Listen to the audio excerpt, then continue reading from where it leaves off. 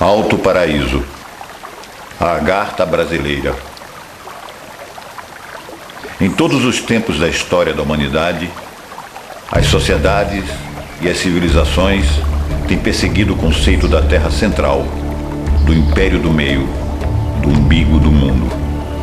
Ora, aquilo que à primeira vista poderia soar como um excesso de vaidade e de autocentralismo, pode facilmente revelar uma conotação mais profunda sobre uma busca sistemática pelo universal e pelo equilíbrio, cultuando a diversidade e a harmonia em todas as coisas, ou seja, o famoso caminho do meio, propugnado por tantas religiões e filosofias. Esta função também costuma ser descrita como o lugar em que a Terra toca o céu, coisa que supera a sua dimensão geográfica para fazer alusões astrológicas, telúricas e espirituais. Soa evidente que a primeira característica dessas civilizações ocorre em função da sua centralidade geográfica, administrando política e culturalmente todos os quadrantes ou direções, tal como ficaram caracterizadas nos casos de Teotihuacan mexicana e da Tiwanaku andina, e ainda melhor, no mais recente Império das Quatro Direções andino, o Tahuantinsuyo dos povos incas. Não obstante, esta é apenas a marca exterior dessas sociedades. Analisando a sua organização interna, vemos que todos os aspectos da cultura detinham esta espécie de simetria, equilíbrio e universalismo. A transversalidade e o ecumenismo sonhado por tantos pesquisadores modernos eram ali uma realidade plena. Muitos são os nomes que têm recebido essas terras do meio ao longo dos tempos, definindo as sociedades de caráter tradicional, não raros sob uma conotação de paraíso ou pelo menos almejando buscar uma terra prometida. Essas não primam, com efeito, por valorizar centros litorâneos, antes aspirando por interiorizar-se, numa analogia perfeita com a ideia de centro e interior humano, isto é, de alma. A fim de organizar um horizonte mais amplo de possibilidades, inclusive com extensão internacional, recebendo influências múltiplas e irradiando por esta razão sínteses notáveis.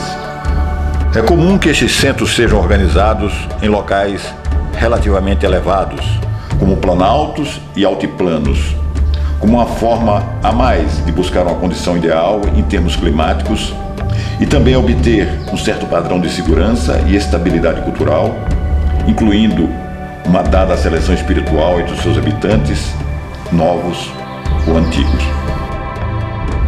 Como na lenda egípcia da colina primordial, alusiva a todos os elementos de equilíbrio criador, como a alma, a hierarquia, os planaltos. Surge, então, a imagem de mesetas e chapadas célebres, como a famosa Acrópole de Atenas e o surpreendente Monte Alban, do México, centros elevados, literalmente falando, fundadores da cultura superior. Um dos conceitos mais desenvolvidos em torno deste tema gira em torno da terra de Agartha, dita o Grande Esplendor, Império do Sol.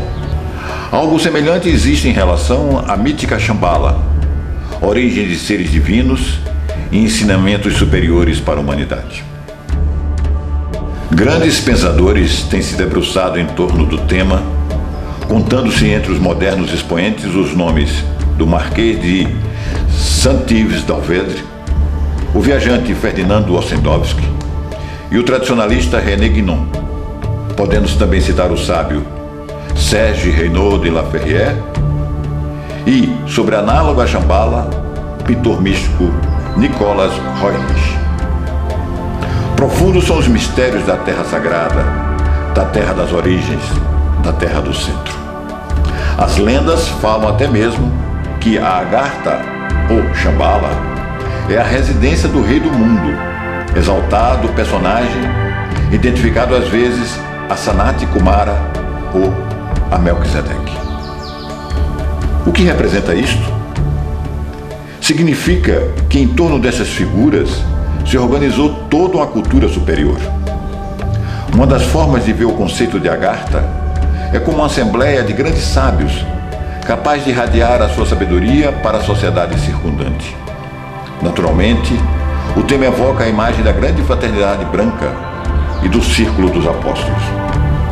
A presença da cadeira vazia de Agartha, existente na tábua redonda da antiga Camelot, e também em certas sociedades e ordens secretas, sinaliza esta presença misteriosa que faz a sua aparição física na fundação dos tempos, legando ao mundo as diretrizes da futura civilização.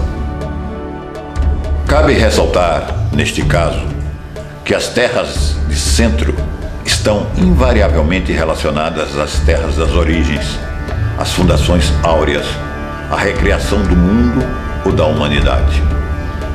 Porque, de fato, elas se destinam a criar um novo Adão, um novo modelo de humanidade, pela outorga dos novos dons trazidos pela evolução humana, sob a revelação divina e a orientação superior dos mestres.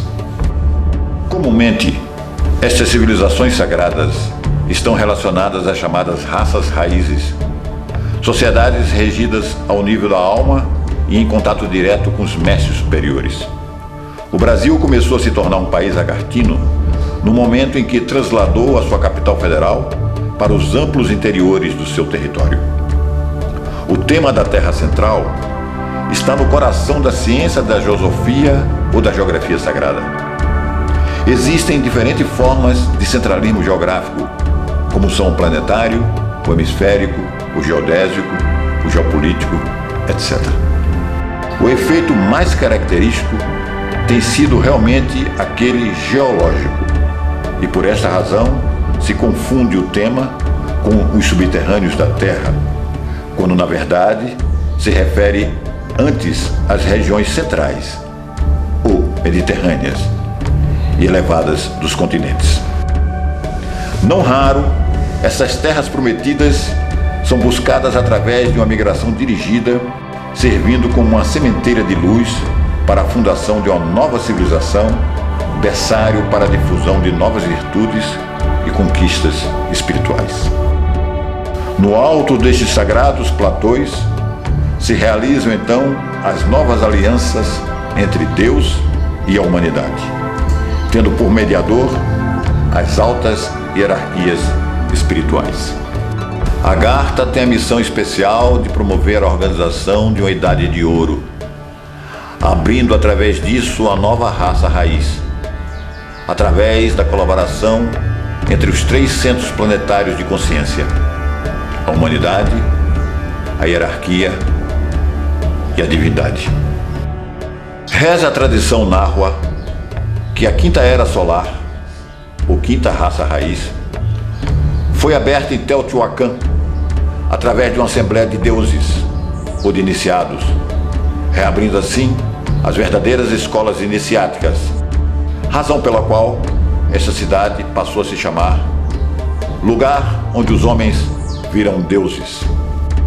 A profecia Nahua sobre a chegada dos deuses planetários, os Chuans, na abertura da sexta era em 2012, seguramente evoca uma nova grande assembleia agartina, a fim de consensualizar as novas metas de evolução e reorganizar o governo espiritual do mundo, em prol da criação de uma nova humanidade ou raça raiz, para assim renovar o planeta. Marcos característicos destes locais fundadores é a presença de ícones mostrados com frequência na forma de estatuária, testemunhando a intenção de oferecer modelos e referências novas à humanidade, seja de caráter humano e sobretudo espiritual, já que a educação popular sobre a realidade das hierarquias orientadoras está na base mesma da ascensão cultural nos rumos da Idade de Ouro da civilização.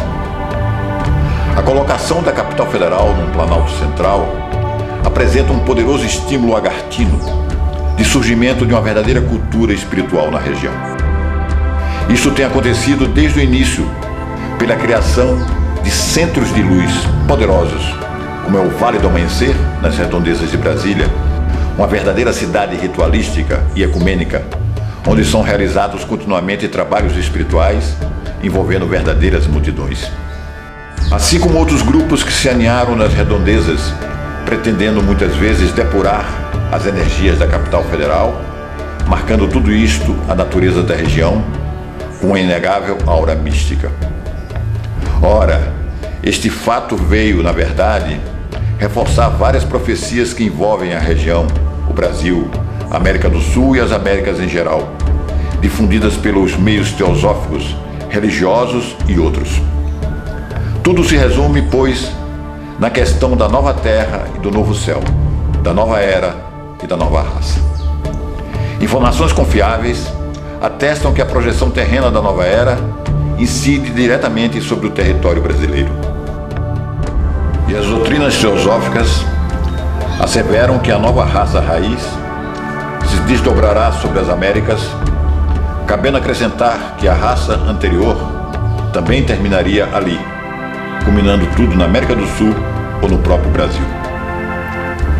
Este caráter terminal ou de transição corresponde à 7ª sub-raça, na qual se destaca naturalmente o trabalho da geografia sagrada, razão pela qual este conhecimento tem sido fértil no país. Vários sábios europeus e asiáticos têm se dirigido para a América do Sul com o propósito de fomentar a transição racial e preparar a humanidade futura. Da mesma forma, importantes escolas nacionais têm surgido, tendo esta questão entre os seus eixos principais de atuação. Naturalmente, considerando que o Brasil está mais a oriente que outros países das Américas, as novas energias começarão a se manifestar sobre o seu território. Esta será, pois, a nova terra do sol, da luz espiritual para o mundo, a pátria de um novo evangelho que harmoniza céu e terra.